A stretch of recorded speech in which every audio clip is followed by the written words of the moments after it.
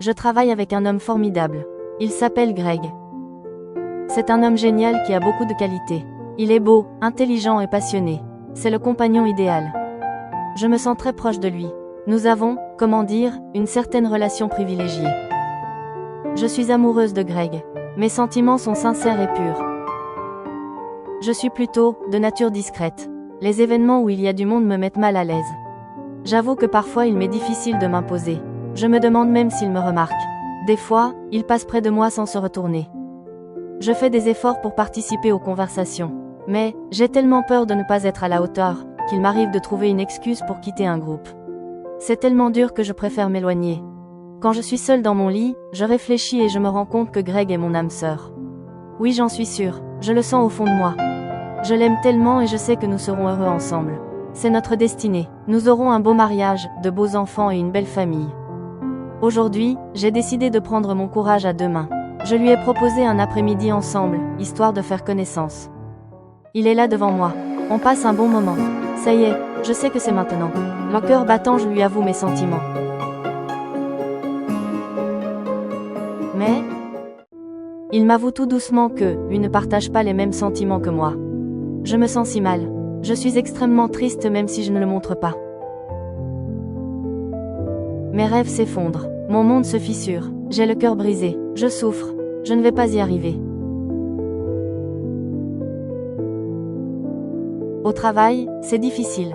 J'ai l'impression que Greg est encore plus distant qu'avant. Je me sens méprisée et rejetée. Cette souffrance est insupportable. Je ne peux pas continuer à souffrir. Je l'aime. Il faut qu'il m'aime. Je me mets à genoux devant lui. Je suis à terre. Je le supplie de m'aimer.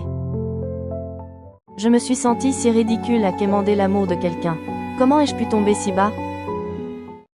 Après mûre réflexion, je décide de consulter un professionnel. J'ai besoin d'aide. Je lui fais part de ma détresse. Je lui partage ma souffrance. Je comprends que le changement vient de moi. Il est temps que cela change. Au fur et à mesure de nos échanges, Zara me guide vers la piste de la blessure de rejet. Quand elle m'en parle, cela fait de suite sens. La blessure de rejet est une blessure émotionnelle. La personne qui souffre d'une blessure du rejet a le sentiment d'être repoussée et non reconnue par les autres. Rejeter, c'est repousser quelqu'un. Zara me guide alors pour faire un flashback dans mon passé.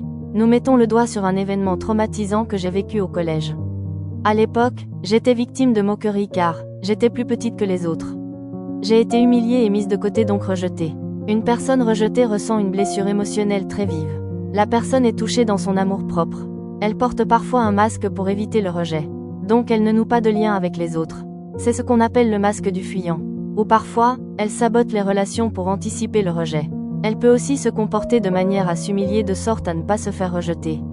Ce comportement se produit quand la douleur est telle que le système nerveux se met en mode survie.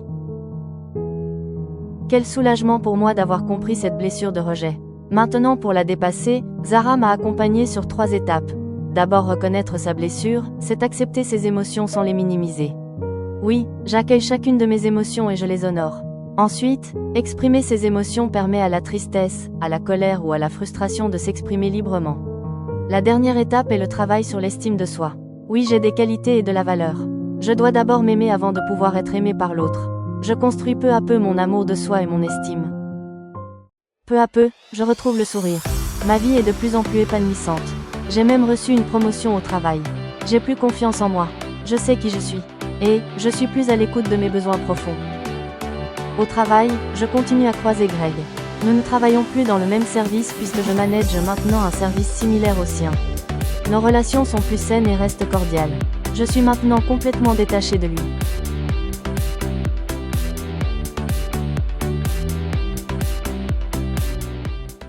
Aujourd'hui, je me sens mieux. J'ai retrouvé la paix intérieure.